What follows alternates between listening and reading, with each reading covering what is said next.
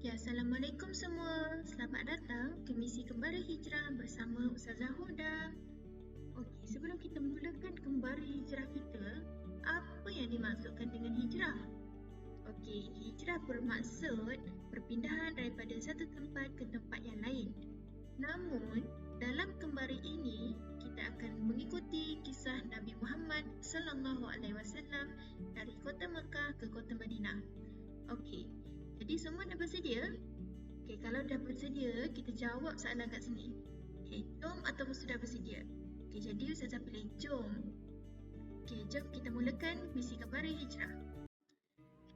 Okey, jadi kita boleh bergerak untuk tengok lagi dekat dan jauh untuk tengok sekeliling. Okey, jadi pada 26 Safar tahun ke-14 kenabian, Allah Subhanahu Wa Taala telah memerintahkan Nabi Muhammad SAW untuk berhijrah. Jadi di sini Ustazah mengemukakan hadis riwayat Bukhari.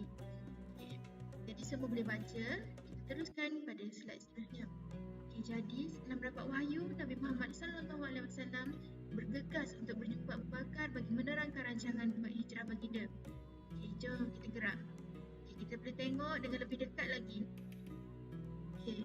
Setelah diberitahu, Nabi Muhammad SAW pulang ke rumahnya semula untuk menunggu waktu malam tiba.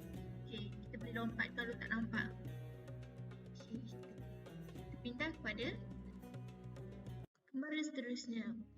Jadi pada waktu malam, dalam masa yang sama, penjenayah bentang Quraisy mula melakukan persiapan untuk melaksanakan apa yang telah mereka bincang. Okay, jadi mereka telah merancang untuk membunuh baginda SAW sebelum baginda pergi berhijrah. Namun perancangan hijrah baginda hanya diketahui oleh Abu Bakar As-Siddiq dan Sayyidina Ali. Pembesar Quraisy dan masyarakat orang ini tidak mengetahui, namun mereka menyuruh untuk membunuh baginda. Jadi kita dapat tengok dengan lebih dekat lagi untuk kita baca dengan lebih jelas dan sebagainya. Okay, seterusnya. Okey, namun Rasulullah SAW dan Ali menyedari kehadiran mereka, lalu segera baginda menyerahkan selubung yang biasa dikenakan kepada Ali radhiyallahu anhu. Kemudian Nabi Muhammad keluar mengambil pasir lalu menaburkannya ke atas penjenayah-penjenayah sampai baca surah Yasin ayat 9. Okey, jadi penjenayah ini setelah ditaburkan, mereka ditutup hijabnya, tidak melihat Rasulullah SAW keluar dari rumah. Okay, Rasulullah SAW keluar melalui nikah, namun tidak disedari oleh 11 orang penjenayah Quraisy. Okay, setelah mereka mendapati Rasulullah SAW berjaya melarikan diri, mereka memecah masuk rumah Rasulullah SAW dan mereka melihat Sayyidina Ali sedang baring menggunakan selubung Nabi Muhammad SAW yang berwarna hitam. Okay. Mereka bertanya, mengapa kami yang tidur di sini? Sayyidina Ali jawab, aku tidak tahu di mana Rasulullah. Di manakah Muhammad? Aku tidak tahu. Okay, jadi kita boleh tengok situasi di luar rumah. Okay, jadi Ali bin Abi Talib mengorbankan dirinya dalam kepungan kaum musyrikin. Beliau berusaha menenangkan dirinya dalam suasana yang agak tenang, agak tegang. Jadi Nabi Muhammad SAW dan Abu Bakar mengambil jalan sejauh 5 km hingga tiba ke bukit yang dikenali sebagai Jabal Sur. Okey, jadi inilah Jabal Sur atau kita dikenali sebagai Bukit Sur, di mana tempat Nabi Muhammad SAW berehat sebelum meneruskan perjalanan baginda ke Yathrib. Okay, seterusnya pada malam tersebut Abu Bakar sebelum memasuki gua di dalam Bukit Sur, Abu Bakar As-Siddiq, Sayyidina Abu Bakar As-Siddiq mendahului supaya Nabi Muhammad tidak terkena sebarang cedera dan sebagainya. Okay, pada masa itu Abu Bakar Nabi Muhammad SAW ingin berehat dan Abu Bakar meletakkan kepala baginda ke ribanya hingga baginda lena. Jadi pada masa itu kalajengking menyengat. Kaki Abu Bakar yang terhulur ke dalam lubang, namun sedikit pun beliau tidak bergerak supaya Rasulullah SAW tidur dan tidak tersedar. Namun air matanya terjatuh ke muka Rasulullah. Rasulullah kemudiannya menawarkan bekas sengatan tadi dengan ludahan baginda, maka segera hilanglah kesakitan Sayyidina Abu Bakar itu.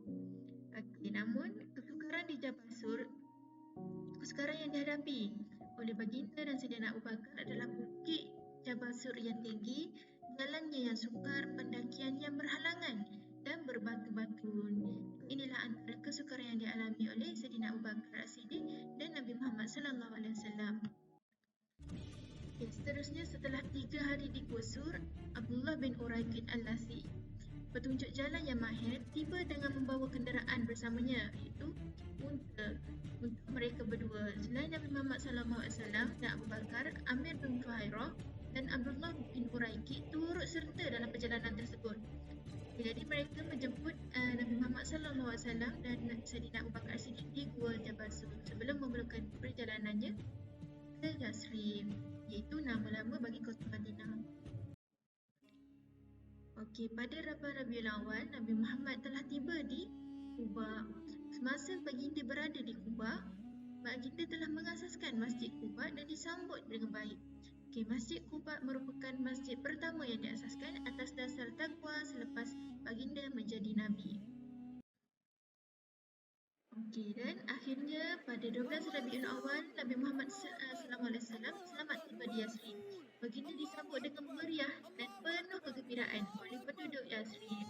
Jadi dapat kita lihat penduduk Yasrib menyambut Rasulullah SAW dengan begitu gembira, begitu dengan tangan yang terbuka dan sebagainya.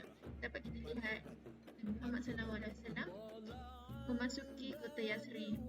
Ini penduduk-penduduk Yasrib. Ini kota Madinah.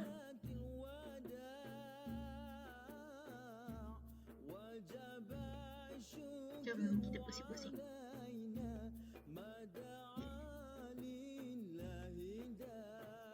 Kita dapat tengok suasana sepanjang sambutan Rasulullah SAW ke Yasrib. Jadi kita dapat lihat secara jauh.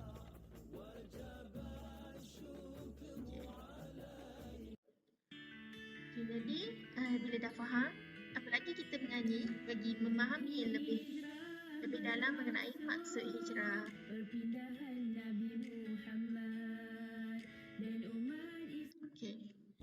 Jadi antara insan yang membantu Nabi Muhammad selama baginda berada di Gua Sur, terdapat 3 orang yang sentiasa membantu, iaitu Amir bin Fuhairah, iaitu hamba Abu Bakar, berkepala kambing milik Abu Bakar.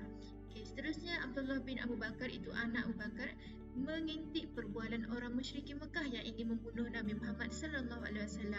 Dan akhir sekali Asma binti Abu Bakar, itu anak Abu Bakar, itu membawakan makanan kepada Saidina Abu Bakar dan Nabi Muhammad sepanjang berada di Gua Sur, itu selama 3 hari berada di Gua Sur.